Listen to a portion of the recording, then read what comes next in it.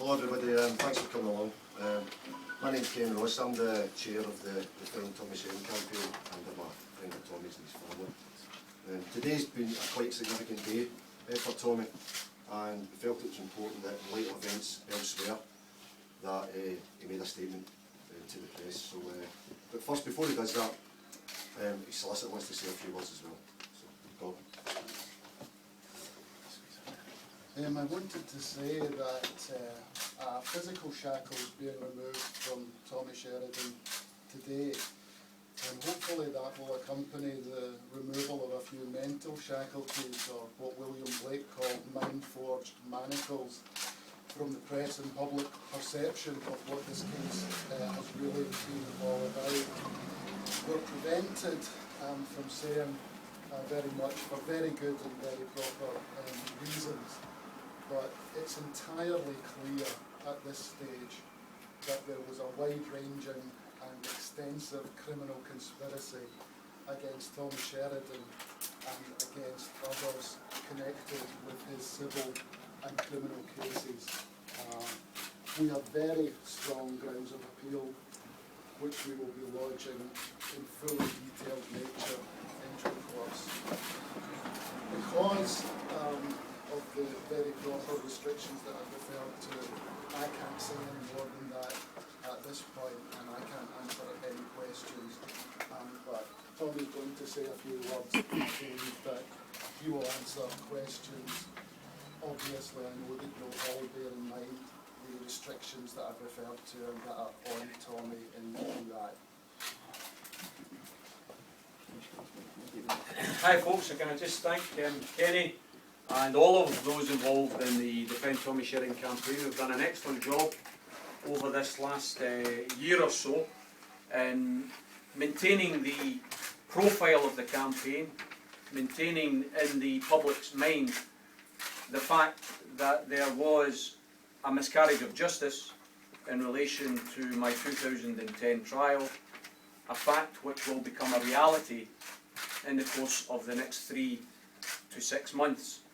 I also want to pay tribute to my solicitor, Gordon, who has worked very hard as an individual citizen before he was my solicitor, and has worked even harder since becoming my solicitor, in getting together the grounds of an appeal which are very important and senior counsel has indicated stands an excellent chance of progress, and that's without consideration of the implication of Mr. Coulson and others being convicted of perjury in relation to the 2010 trial.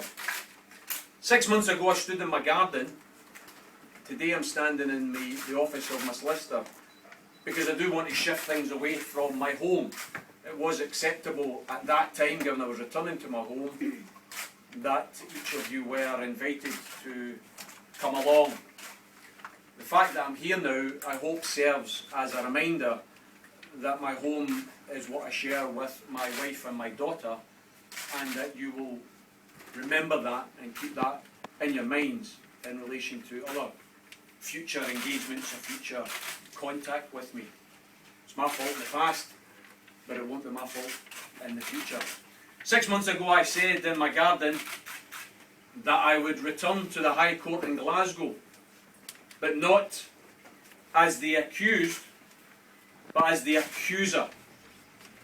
The accuser of people like Mr. Coulson and others who set out to form and execute a conspiracy, a criminal conspiracy, against myself, my friends, my political comrades, in order to try and win a civil trial which they lost, and a criminal trial which they narrowly won. I restate for the record that that day is coming, when the likes of Coulson et al.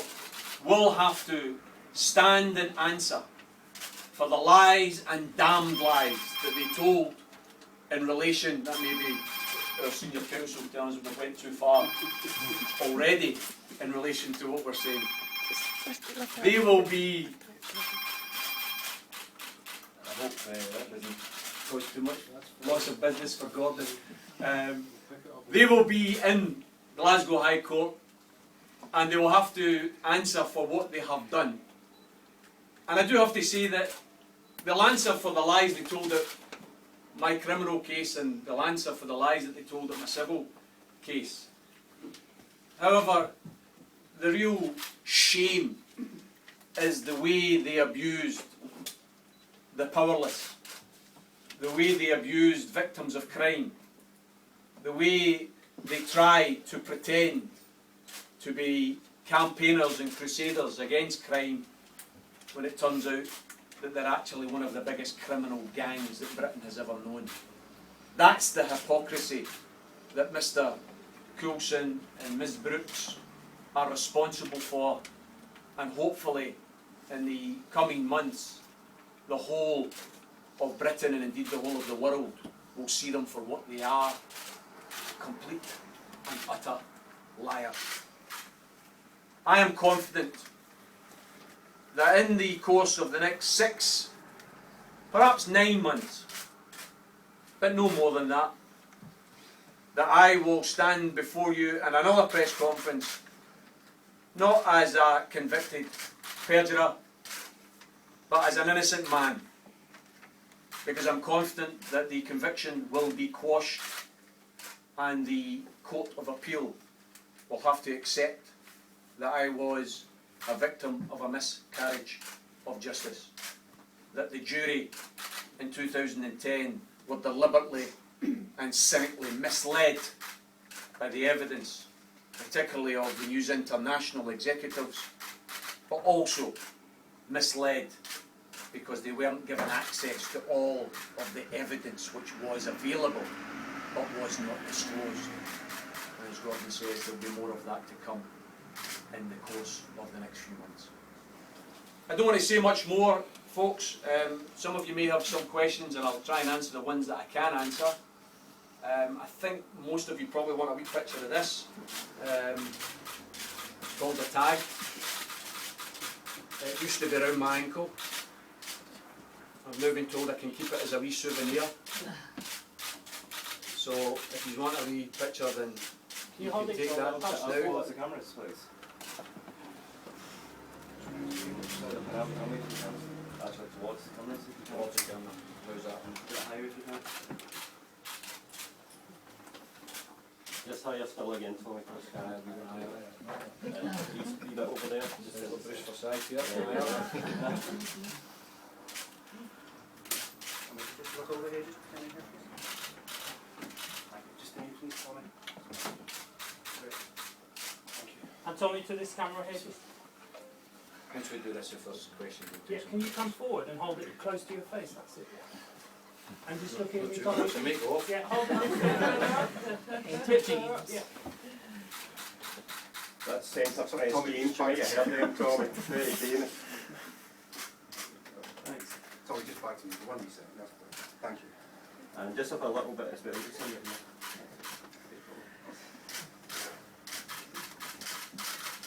Cheers. Okay. Sorry, mate.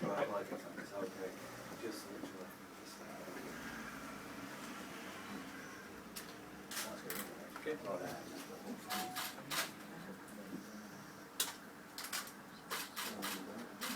Okay. Just 3 seconds, Tommy. Yeah, please. Thank you. Yeah, last one. Yeah.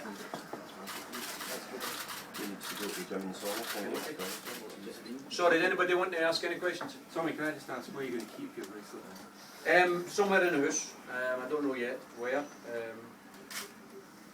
Maybe in a drawer. If it ever bleeps, then I'll have a problem. But it'll be very exciting tonight to be able to go out after 7 o'clock.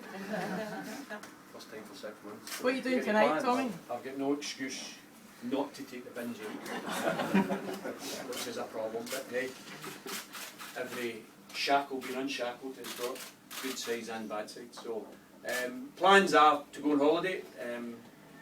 Dale and Gabrielle and I will be going on holiday tomorrow. Okay. Any other questions? So how does it feel to be free of it? Like, what's your mental state? It does feel quite liberating. I've been a house prisoner for the last 6 months, and obviously I was a physical prisoner for the year before that. So it's been a long 18 months.